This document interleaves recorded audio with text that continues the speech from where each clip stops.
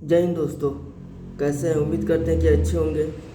आज का हमारा क्वेश्चन है, यदि डी ई बी सी के समांतर है और त्रिभुज ए बी सी के अन्य दो भुजाओं को द्विभाजित करती है और अनुपात ए डी बटे में डी बी बराबर 5/13 है, इसी की लंबाई 26 सेंटीमीटर है, तो फिर ए ई की लंबाई को निर्धारित करें। देखिए, एडवांस में जो क्वेश्चन है बहुत ज़बरदस्त और बहुत बेहतरीन क्वेश्चन है।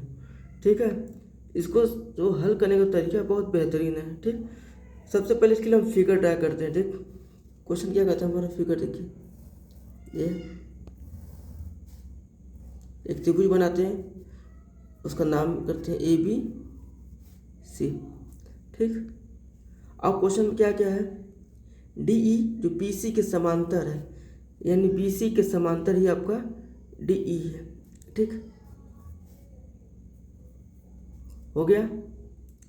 हम क्यों इसको बीच में, क्योंकि उसने द्विभाजित किया है। ठीक, दो भुजाओं को, ए बी सी की दो भुजाओं में बांटा है।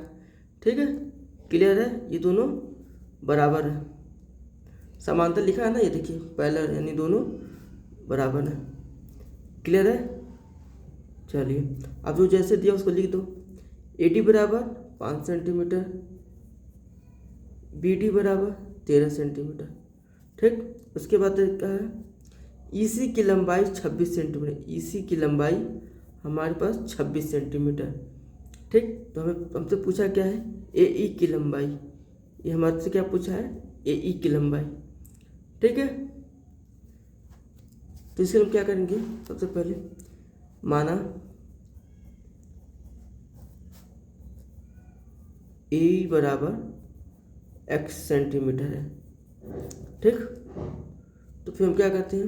यहाँ लिखते हैं ए डी बटे में बी डी, ठीक, बराबर ए ई बटे में ई सी। ठीक है, क्लियर? यहाँ तक हमने इसको ऐसा क्यों लिखा? क्योंकि उसने क्वेश्चन में साफ पहले ही कर दिया था कि डी ई बी सी के समांतर है। ठीक है, तो हमने यहाँ पे लिख दिया। क्लियर यहाँ तक?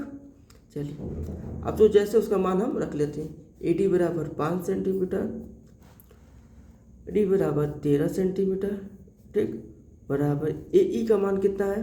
तो जो ए ई का मान है हमारे पास, वो माना है x, और ई सी का मान कितना है? 26। ठीक, अब हम त्रिज्या गुणा कर देते हैं। ठीक, तो x बराबर हो जाएगा 5 गुणे 26 बटे में 13। हो गया? यहाँ देखते कुछ कट सकता है? 13 दूना का 26। ठीक, 5 दूना 10, यानी 10 सेंटीमीटर। यानी जो x की वैल्यू आई तो कितना है हमारे पास? 10 सेंटीमीटर। ठीक, और x को हमने क्या माना था? ए ई माना था ना।